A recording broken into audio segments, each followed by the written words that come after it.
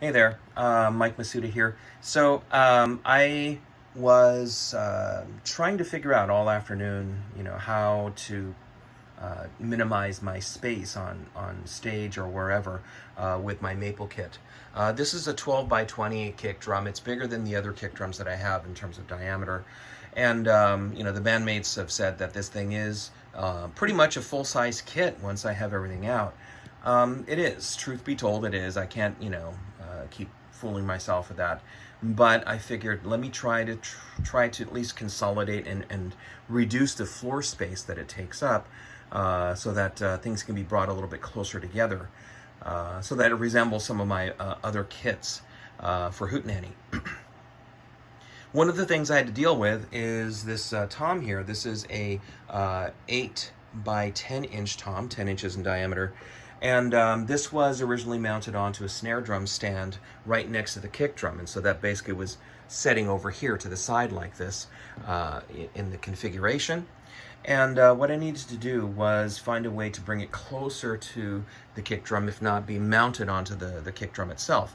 Now, I, for one, don't like drilling a bunch of holes into my drums. This is a brand new kick drum, and it's, I like the way it looks and sounds and all that stuff. So I figured, let me see if I can find another solution.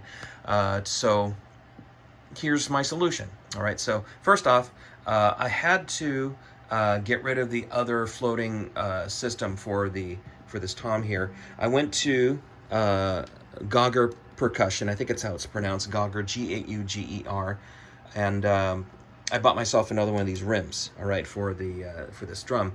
It took me a couple hours to mount it because the instructions weren't as clear, and I'd forgotten how to do this, so I was just trying to do this, and everything was upside down or inside out or whatever, and I had to undo things, but ultimately I got it to work. Okay, and there's the little holder right there, right, for the tom.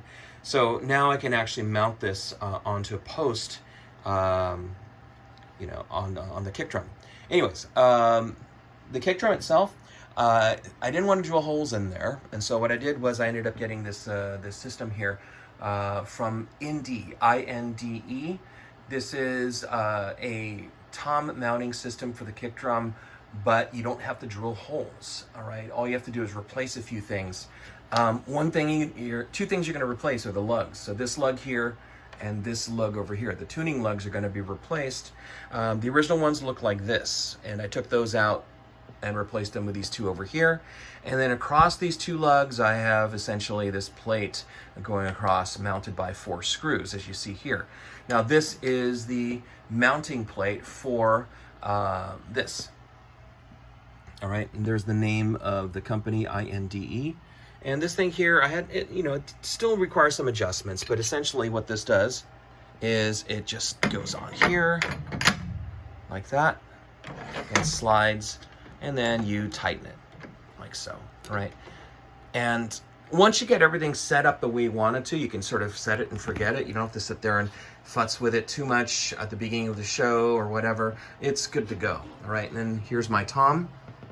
I'm trying to do this one-handed. There we go. It goes in there, and since there is a memory lock thing down here, it'll memorize exactly where your position is for this thing. So you turn it, and it is good to go. It's not in tune, but you get the general idea that this is a very quick way of setting up the tom. And most people already have something like this on their kick drum already when they buy a pre-made kit. But this is a custom kit, so I wanted to find a solution for this without having to drill additional holes into the kick drum or into, the tom, because I wanted to make this the shells as pristine as possible by making them floating, or at least not with a bunch of holes in them, additional holes drilled into them. So this is a pretty good solution as far as I can tell for what it's worth. All right, cheers.